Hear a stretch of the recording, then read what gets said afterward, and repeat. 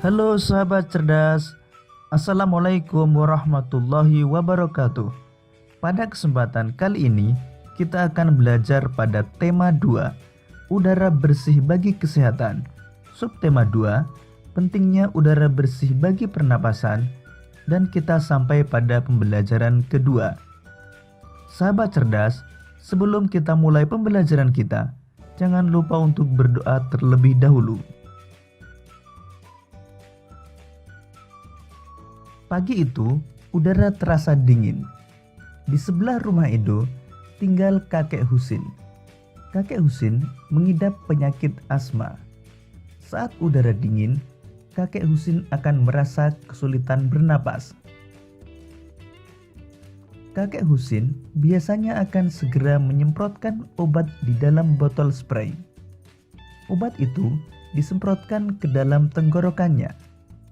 Tak lama setelah itu, kakek Husin akan dapat bernapas lagi dengan lega.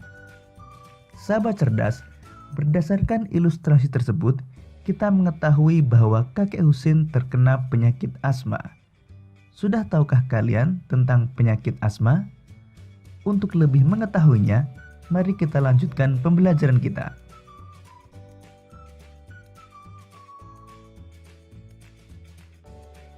Penyakit asma. Asma merupakan penyakit penyumbatan saluran pernapasan yang disebabkan oleh alergi. Pencetus alergi misalnya udara dingin, rambut, bulu, kotoran, debu, atau tekanan psikologis.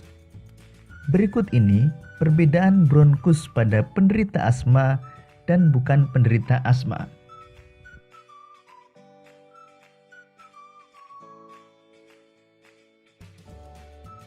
Gejala awal penyakit asma antara lain batuk terutama pada malam atau dini hari, sesak napas, napas berbunyi yang terdengar jika pasien mengembuskan napasnya, rasa berat di dada, dan dahak sulit keluar.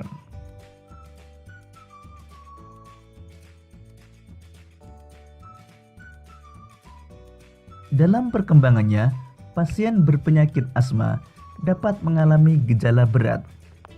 Gejala berat adalah keadaan gawat darurat yang mengancam jiwa.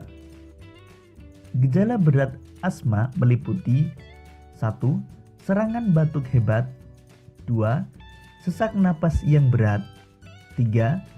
Napas tersengal-sengal, 4. Sianosis atau kulit kebiruan yang dimulai dari sekitar mulut, 5. Sulit tidur. Posisi tidur yang nyaman adalah dalam keadaan duduk, dan 6. Kesadaran menurun.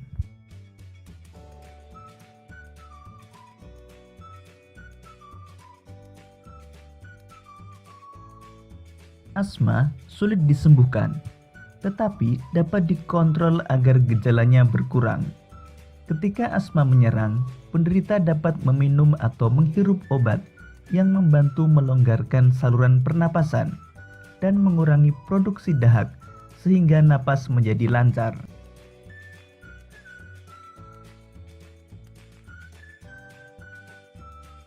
Sahabat cerdas, kamu telah mengetahui salah satu penyakit yang berhubungan dengan organ pernapasan.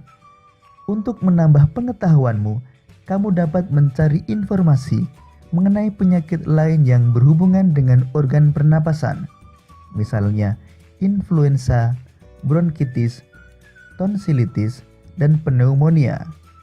Kamu dapat mencari informasi mengenai penyebab, gejala, dan pengobatannya.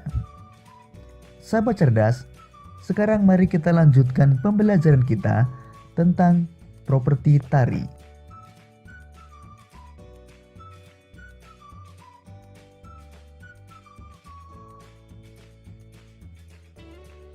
Properti tari adalah benda-benda atau peralatan yang digunakan sebagai penunjang pertunjukan tari. Benda yang digunakan sebagai properti tari antara lain selendang, topeng, kipas, payung, keris, dan piring. Properti tari berfungsi untuk menambah nilai keindahan tarian yang dipertunjukkan dan sebagai media penyampai pesan dari tari yang ditampilkan.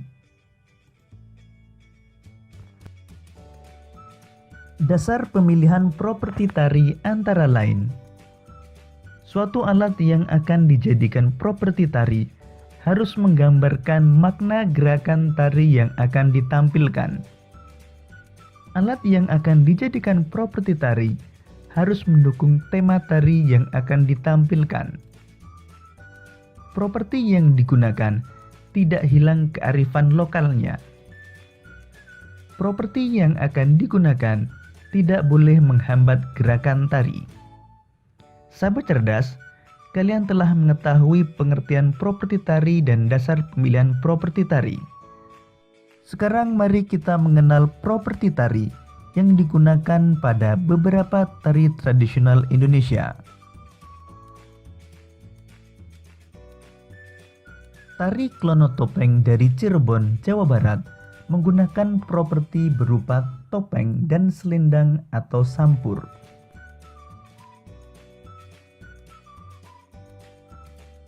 Tari Piring dari Sumatera Barat menggunakan properti berupa piring.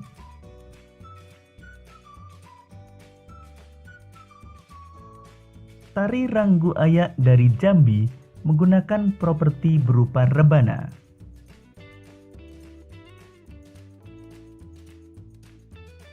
Tari Legong dari Bali menggunakan properti berupa kipas.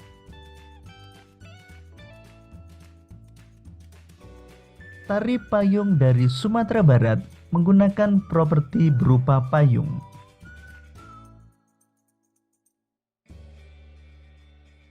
Demikian tadi sahabat cerdas pembelajaran kita pada tema 2, subtema 2 dan pembelajaran kedua.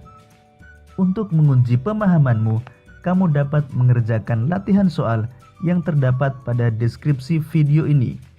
Sampai jumpa pada pembelajaran berikutnya. Tetap semangat dan selamat belajar.